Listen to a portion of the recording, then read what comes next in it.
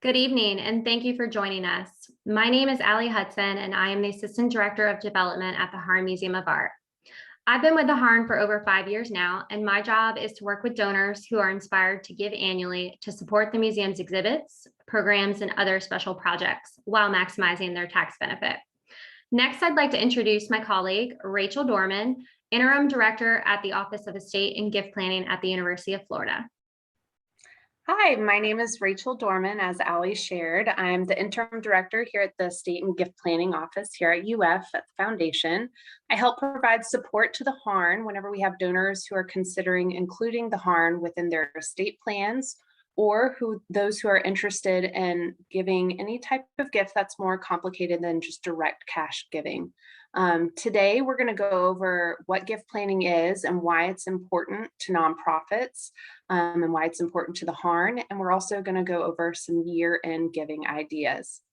But first, I want to review our team. I know some of you all may encounter different members of the estate and gift planning team, especially during year end. I want to provide you all with a quick overview. Our estate and gift planning team is comprised of 11 different individuals. We have a total of 6 different gift planners on our team who are listed up at the top of the screen, who provide support to assigned colleges and units across campus. Each gift planner has an assigned region outside of the state of Florida, so that we cover the entire United States.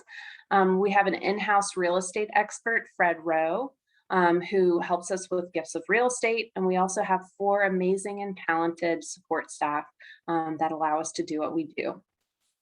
So first, I want to go over the importance of gift planning and talk about why it's important here at the Harn.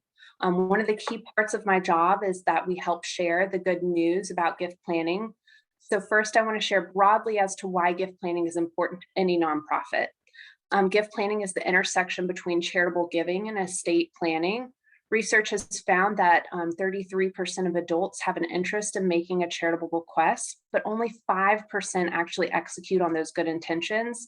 A hope that we have is to bring awareness of gift planning to our donors and help those who are philanthropically motivated actually execute on those good intentions in an easy and tax efficient way. These gifts can be mutually beneficial, not only to the Harn, but also to you, which brings me to my next point. Asking a donor for just cash is asking small. So we like to help our donors think more broadly about their overall net worth and their overall estate. So here you can see oftentimes when asking for cash is small, but a vast majority of families, their net worth is made up of many different assets, such as stocks, bonds, retirement accounts, real estate, life insurance, personal property. And here at the Harn, we encounter individuals who want to give works of art or collections of art. We like to help our donors to learn about tax benefits associated with giving any and all of those types of assets and different ways that they can give those assets that can lead to a transformative impact here at the Harn, but also be beneficial to the donor. So that brings us to gift planning and how it benefits the Harn. So how can it benefit the Harn? Research has found that when a donor makes a bequest, they feel more connected and engaged to the charity. So that's true here at UF. Whenever a donor includes UF within their estate plans and makes us aware of their very generous and thoughtful philanthropy, they will then become a member of our legacy society. We want to recognize and thank our donors for their future gift today. Donors can become more engaged and feel more connected to the university as a result, and more connected to the Harn, which is what we definitely want to do. We want to make individuals feel welcome and appreciated, and express our gratitude for their giving. And research has actually found that those who give through their estate plans increase their annual giving. So as you can see in the data in the slide, that those who made a planned gift, their annual giving increased by 75% the next year, the biggest increase being within the first 2 years after their planned gift.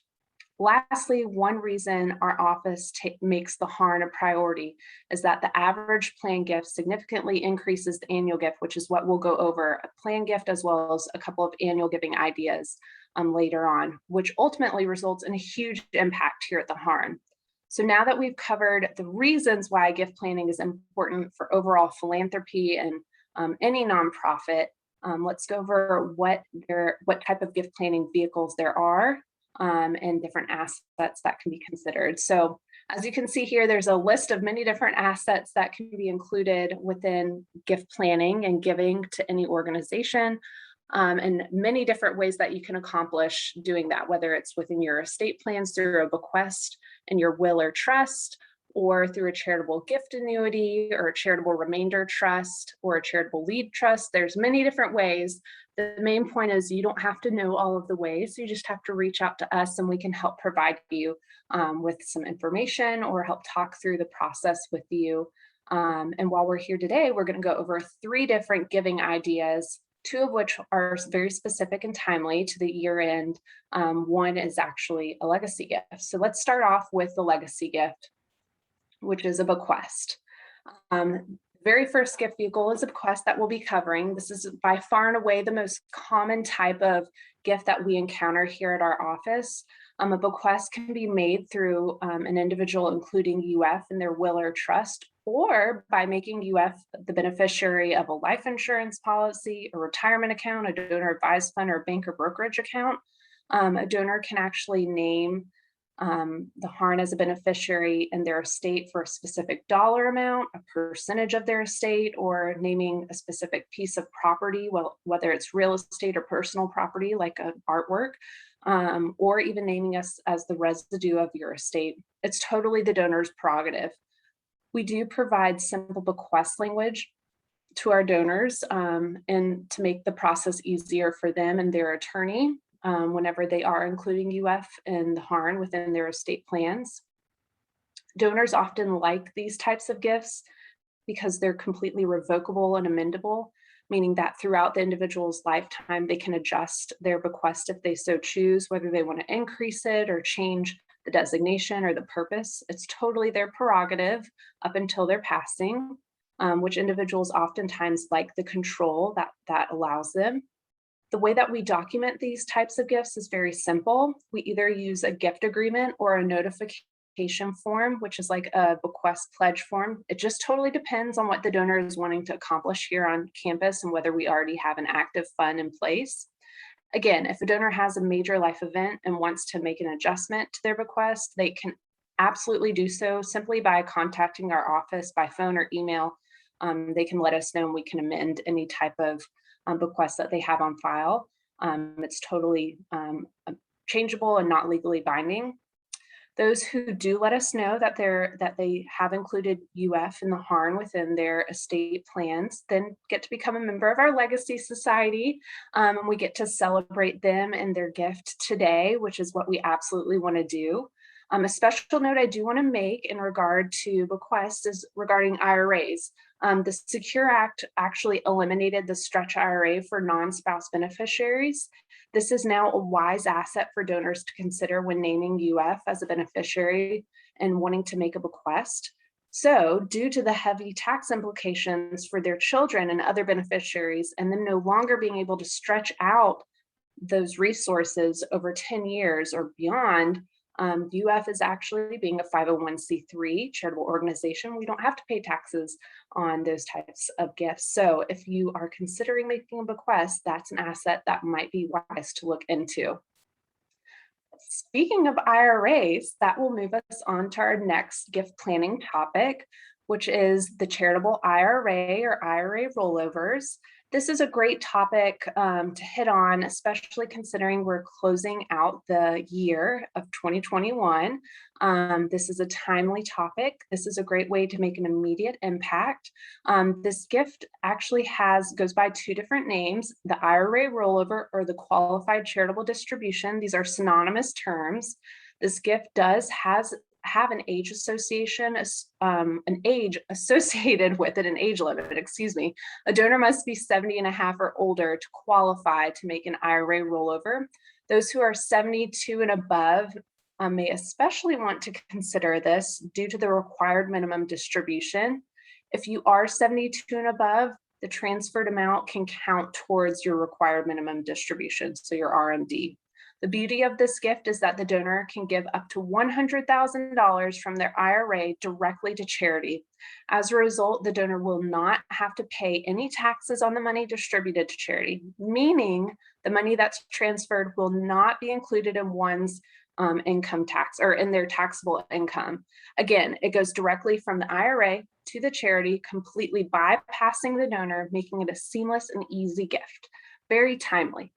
These gifts are a fan favorite because of their simplicity and ease of the tax advantages. So you don't have to file within your income taxes that you incurred the income and then gifted it. It's already kind of taken care of for you.